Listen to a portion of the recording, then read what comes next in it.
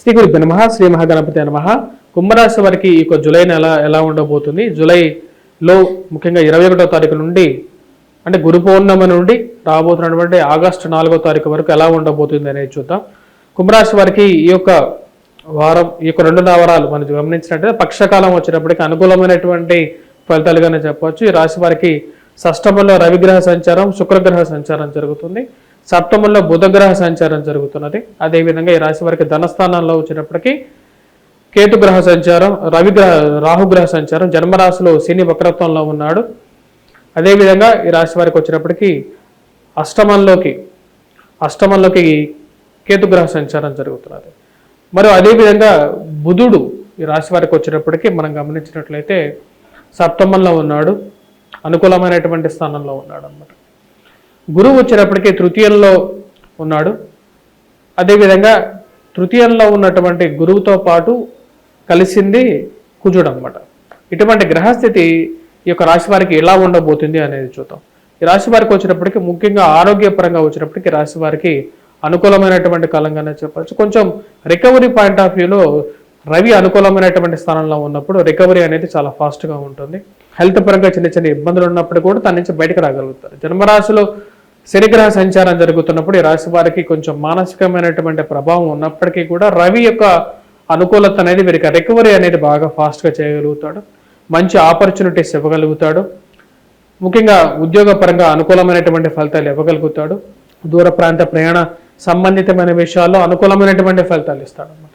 ఈ రాశి వారికి వచ్చినప్పటికీ ముఖ్యంగా రవి ఉన్నత స్థాయిలో ఉన్నటువంటి స్త్రీ పురుషులతో సత్సంబంధాలు ఇవ్వగలుగుతాడు.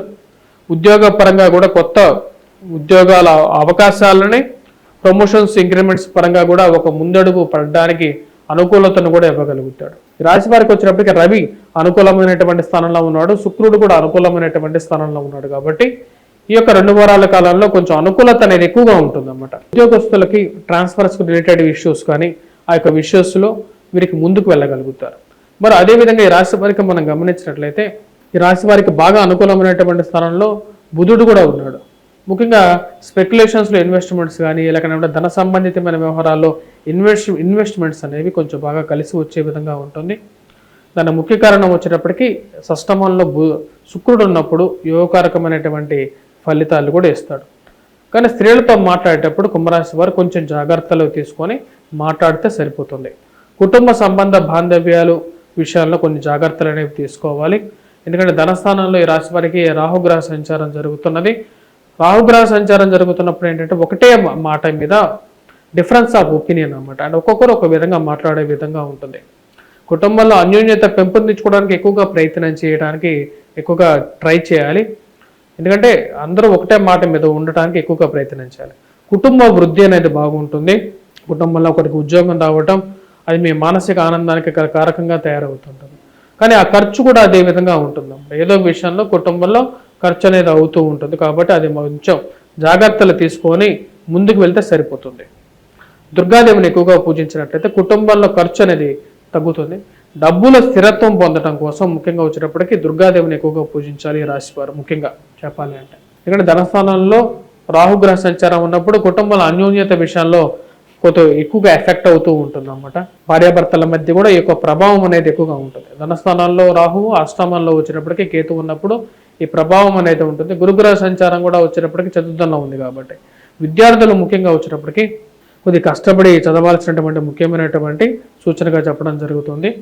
గురువు కొన్ని స్థానాల నుండి యోగిస్తాడు. గురువు యొక్క అనుకూలత తక్కువగా ఉంది కాబట్టి విద్యార్థులు ముఖ్యంగా రాబోతున్నటువంటి గురు పౌర్ణమిని ఎక్కువగా యూటిలైజ్ చేసుకోవచ్చు. గురువుని ఎక్కువగా ప్రసన్నం చేసుకోవటానికి ముఖ్యంగా గురు పౌర్ణమి అనేది చాలా ఉపయోగపడుతుంది. దత్తాత్రేయ స్వామి ఆరాధన, అదేవిధంగా శంకరాచార్యుని, ఆది శంకరాచార్యుని పూజించటం, మరి వాటితో పాటు మనం వ్యాస భగవానుడిని ఎక్కువగా పూజించాలి. ఎందుకంటే వ్యాస భగవానుడు మనకు చతుర్వేదాలను ఇవ్వడం జరిగింది. కాబట్టి వ్యాస భగవానుడిని ఎక్కువగా పూజించినట్లయితే మనకు ఎక్కువగా అనుకూలమైనటువంటి ఫలితాలు ఎక్కువగా పొందగలుగుతారు. గురువు మూలకంగా మనం ఉండేటువంటి ఇల్లు కూడా చాలా ముఖ్యం.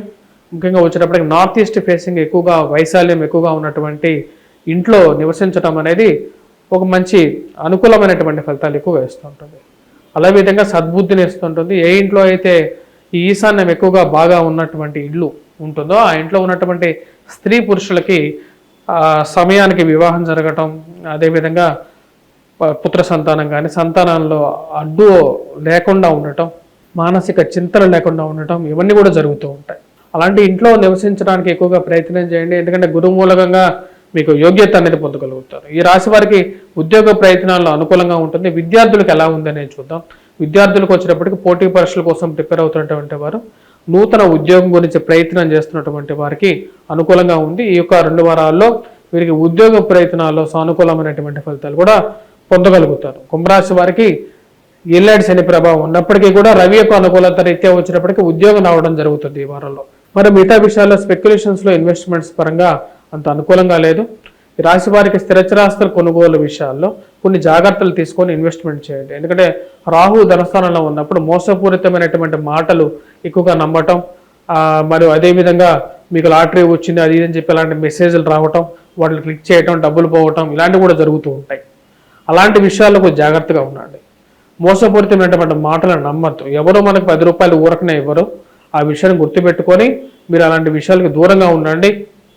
మీ కష్టార్జితమే మీకు మిగులుతుంది, ఇదే నిజం. దీన్ని ఎవరైనా సరే నా సత్యాన్ని నమ్మాల్సిందే. అంతేగాని ఎక్కడి నుంచో మీకు మెసేజ్ల ద్వారానో ఎవరో డబ్బులు అనేది ఇవ్వరు. ఆ విషయాన్ని నమ్మండి. ఆ విషయం మీదే. కాకపోతే లక్ ఫ్యాక్టర్ అనేది ఎలా ఉందనేది చూద్దాం. లక్ ఫ్యాక్టర్ ప్రకారంగా ఈ 2 వారాల్లో వీరికి బాగానే ఉంది. ముఖ్యంగా రవి యొక్క అనుకూలత అనేది బాగా కలిసి వస్తుంది. అదేవిధంగా సప్తమంలో బుధుడు ఉన్నప్పుడు కూడా కొంచెం అనుకూలమైనటువంటి ఫలితాలు వస్తాయన్నమాట. వివాహ ప్రయత్న సంబంధితమైన విషయాల్లో కొంచెం సానుకూలమైనటువంటి ఫలితాలు పొందగలుగుతారు. దూర ప్రాంతం నుంచి ఒక శుభవార్త అనేది వినగలుగుతారు. అది మీ మానసిక ఆనందానికి కారకంగా ఉంటుంది. మీ తండ్రితో బాగా సయోధ్య అనేది ఏర్పరచుకోగలుగుతారు. తండ్రితో ఒక మంచి ఎఫెక్షన్ అనేది పెరగలుగుతుంది. తండ్రి తరపు నుంచి రావాల్సినటువంటి స్థిరచరాస్తుల్లో ఒక మూమెంట్ అనేది ఒక పాజిటివ్గా కూడా రాగలుగుతుంది. ఈ రాశి వారికి వచ్చేటప్పటికి ముఖ్యంగా చేసుకోవాల్సినటువంటి పరిహారాలు ఏమిటి అనేది చూద్దాం. పరిహారాల ప్రకారంగా మనం చూసుకున్నట్లయితే వీరికి ఏలినాటి శని ప్రభావం ఉంది కాబట్టి వెంకటేశ్వర స్వామి ఆరాధన చేయండి. రాహుగ్రహం సరిగా లేదు కాబట్టి ముఖ్యంగా దుర్గాదేవిని ఎక్కువగా పూజించండి. కేతువు అష్టమంలో ఉన్నాడు కాబట్టి మీరు వినాయకుడిని పూజించినట్లయితే కొంచెం సానుకూలమైనటువంటి ఫలితాలనేవి పొందగలుగుతారు. కుజుడు సరైనటువంటి స్థితిలో లేడు. సెల్ఫ్ డ్రైవింగ్ విషయంలో కొన్ని జాగ్రత్తలు తీసుకోండి. కుజగ్రహ మంత్ర జపాన్ని చేయటం అనేది కొంచెం అనుకూలమైనటువంటి ఫలితాలు ఎక్కువగా ఇవ్వడం అనేది జరుగుతుంది. ఈ రాశిలో ఉన్నటువంటి రాజకీయ నాయకులకు ఎలా ఉందని చూద్దాం. రాజకీయ నాయకులు ఎవరైతే ఒక నామినేటెడ్ పోస్టుల గురించి ఎక్కువగా ప్రయత్నం చేస్తున్నారో కుంభరాశి వారు, రాజకీయ నాయకులకు వచ్చేటప్పటికి ఈ యొక్క 2 వారాల్లో నామినేటెడ్ పోస్టుల గురించి కూడా కొంచెం పాజిటివ్ యాంగిల్ రావడానికి కూడా అవకాశం అనేది గోచరిస్తుంది. అయితే ముఖ్యంగా ఎందుకంటే షష్టమంలో ఉన్నటువంటి రవి అనుకూలమైనటువంటి గ్రహస్థితి ఇవ్వగలుగుతున్నాడు. ఇరుగు పొరుగు సఖ్యత విషయంలో మీరు గతంలో పడినటువంటి కష్టంలో కన్నా ఇప్పుడు కొంచెం పాజిటివ్ ఇంపాక్ట్ రాగలుగుతుంది. అదే మీకు ఒక పాజిటివ్ అడ్వాంటేజ్గా కూడా మారుతుంది. కొన్ని అవకాశాలు అందిపుచ్చుకోవటానికి మీకు కరెక్ట్గా సమయం కూడా కలిసి వస్తుంది. స్వస్తి.